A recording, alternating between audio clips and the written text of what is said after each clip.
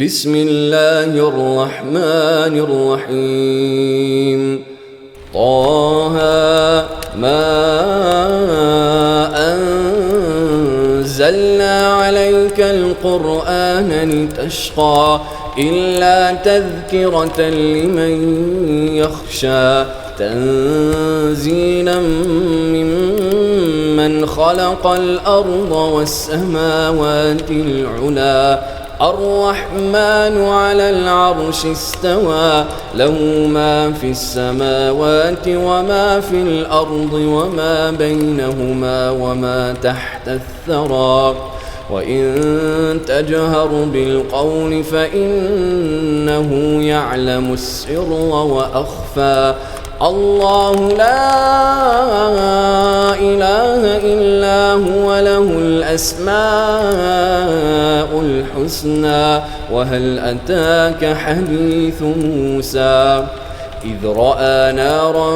فقال لأهلهم كثوا إني آنست نارا لعلي آتيكم منها بقبس أو أجد على النار هدى فلما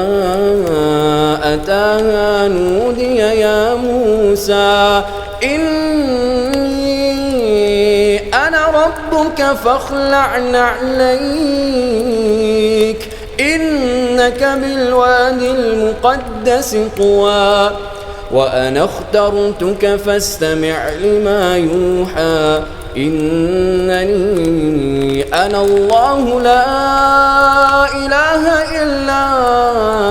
أنا فاعبدني وأقم الصلاة لذكري إن الساعة آتية أكاد أخفيها لتجزى كل نفس بما تسعى فلا يصدنك عنها من لا يؤمن بها واتبع هواه فتردى وما تلك بيمينك يا موسى قال هي عصاي أتوكأ عليها وأهش بها على غنمي ولي فيها مآرب أخرى قال ألقها يا موسى فألقاها فإذا هي حية تسعى قال خذها ولا تخف سنعيدها سيرتها الأولى واضمم يدك إلى جناحك تخرج بيضاء من غير سوء آية أخرى لنريك من آياتنا الكبرى اذهب إلى فرعون إنه طغى قال رب اشرح لي صدري ويسر لي أمري واحلل عقدة من لساني يفقه قولي واجعل لي وزيرا من أهلي هارون أخي اشدد به أزري وأشركه في أمري كي نسبحك كثيرا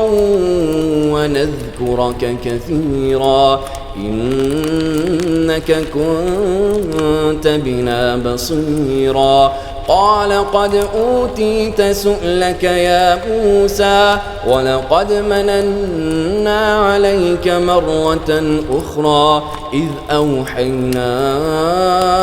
إلى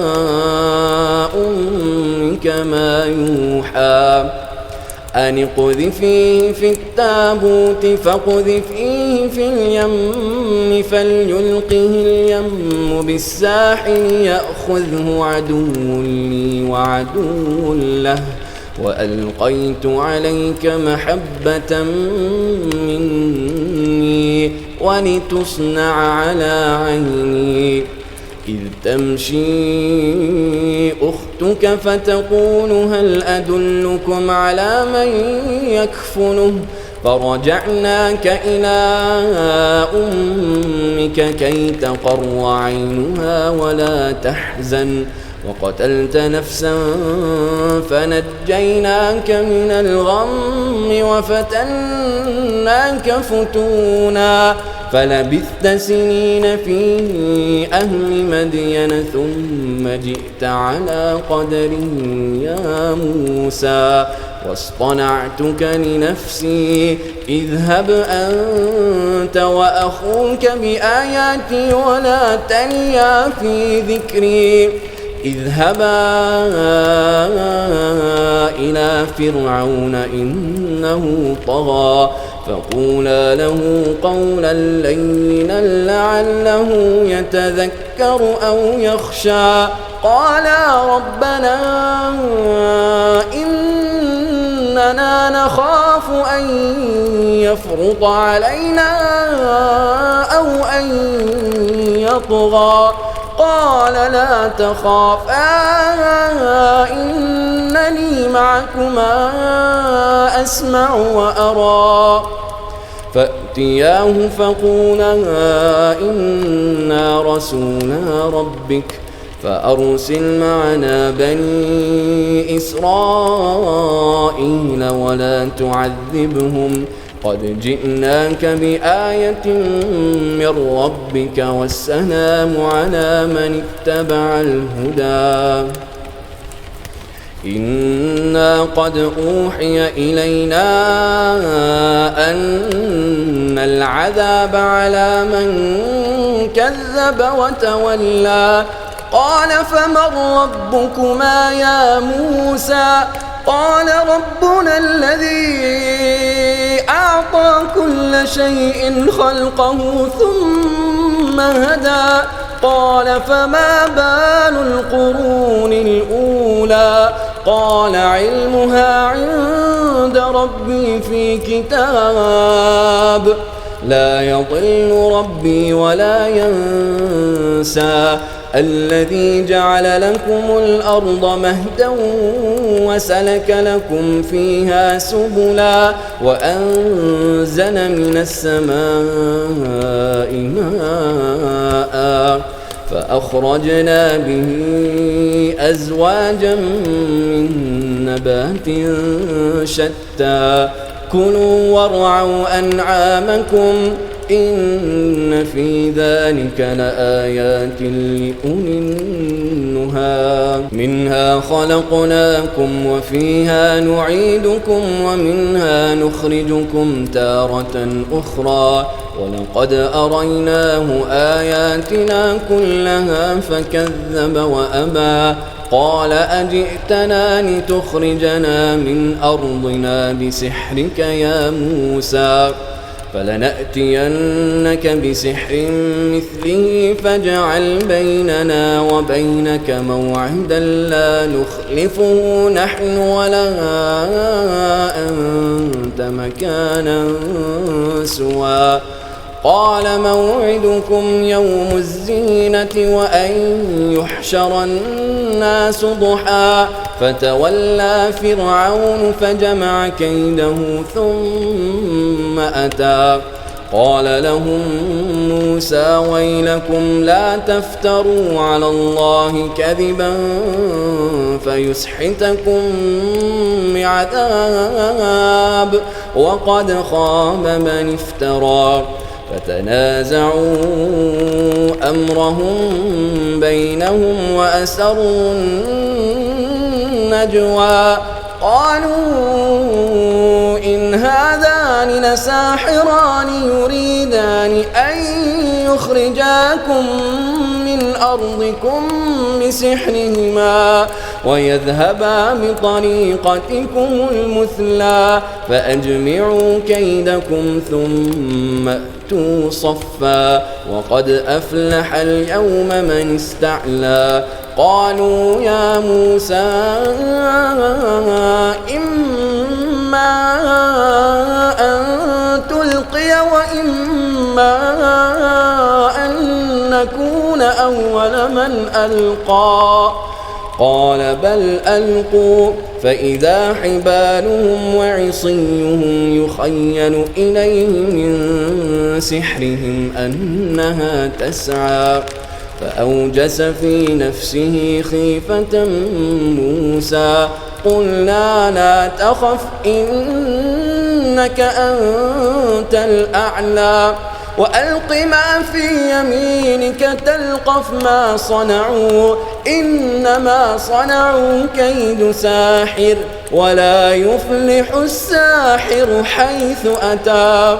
فألقي السحرة سجدا قالوا آمنا برب هارون وموسى. قال آمنتم له قبل أن آذن لكم إنه لكبيركم الذي علمكم السحر فلأقطعن أيديكم وأرجلكم من خلاف ولأصلبنكم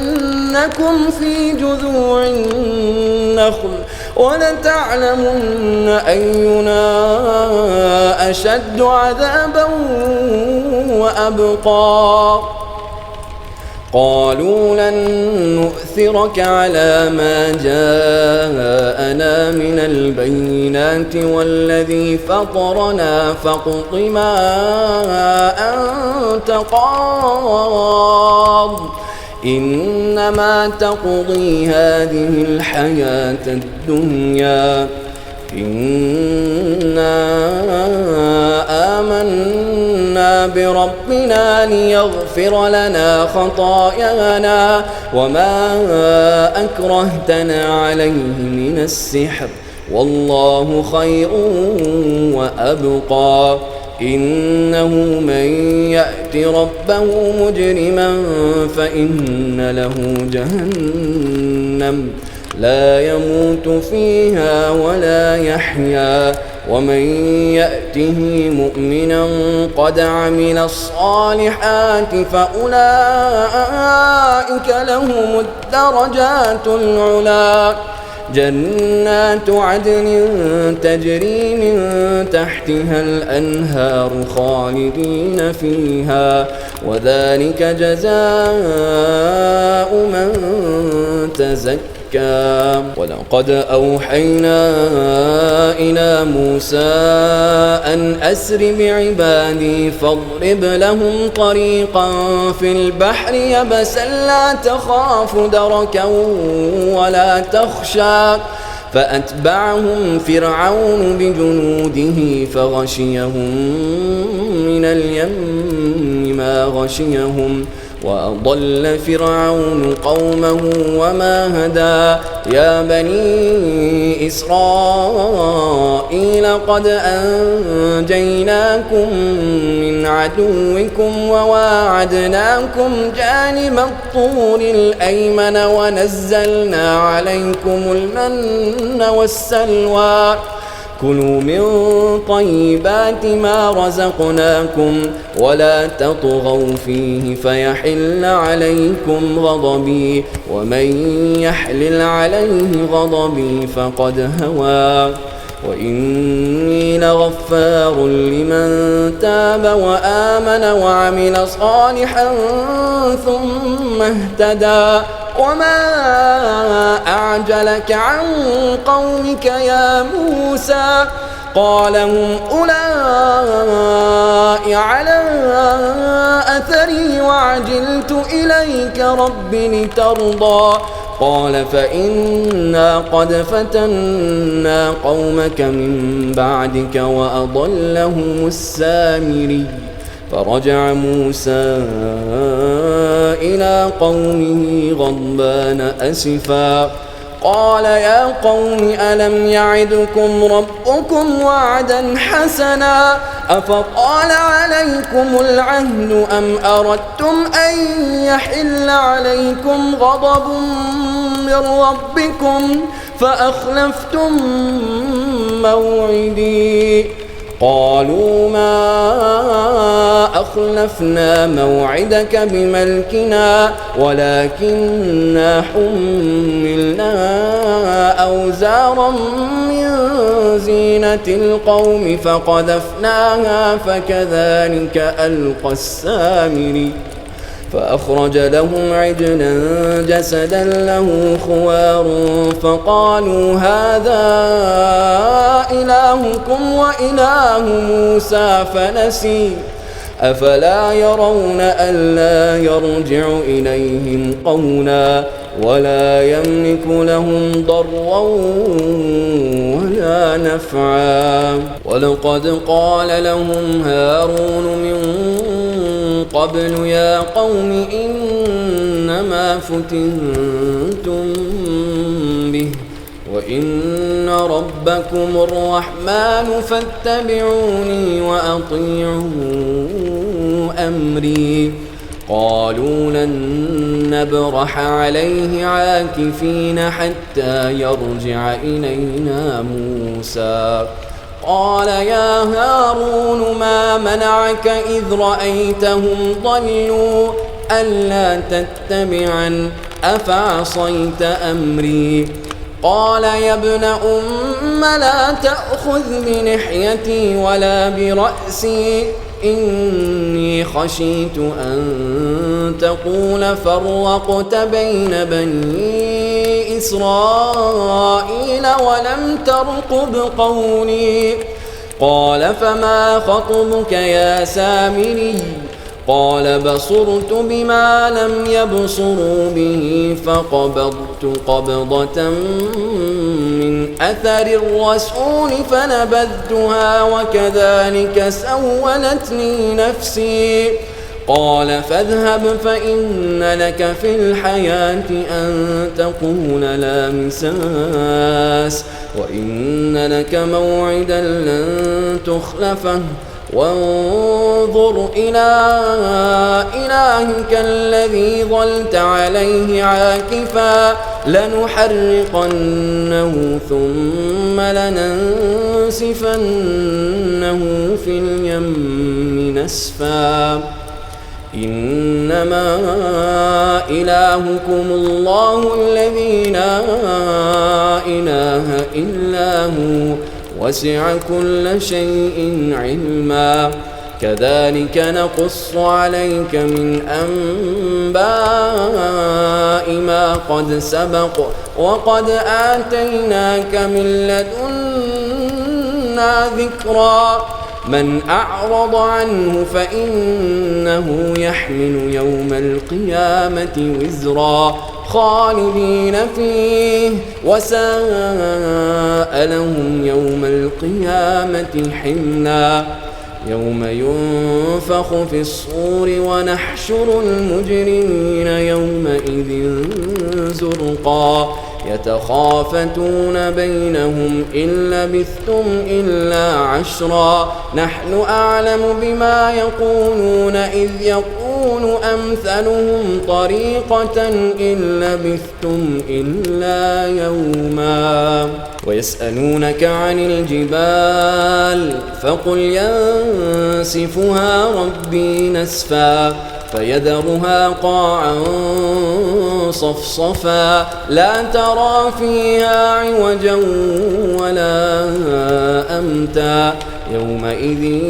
يتبعون الداعي لا عوج له وخشعت الأصوات للرحمن فلا تسمع إلا همسا يومئذ لا تنفع الشفاعة إلا من أذن له الرحمن ورضي له قولا يعلم ما بين أيديهم وما خلفهم ولا يحيطون به علما وعنت الوجوه للحي القيوم وقد خاب من حمل ظلما ومن يعمل من الصالحات وهو مؤمن فلا يخاف ظلما ولا هضما وكذلك أنزلناه قرآنا عربيا وصرفنا فيه من الوعيد لعلهم يتقون أو يحدث لهم ذكرا فتعالى الله الملك الحق ولا تعجل بالقرآن من قبل أن يقضى إليك وحيه وقل رب زدني علما ولقد عهدنا إلى آدم من قبل فنسي ولم نجد له عزما وإذ قلنا للملائكة اسجدوا لآدم فسجدوا إلا إبليس أبى فقلنا يا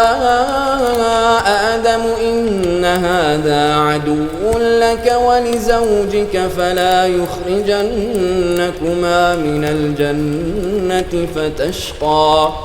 إن لك ألا تجوع فيها ولا تعرى وأنك لا تظمأ فيها ولا تضحى فوسوس إليه الشيطان قال يا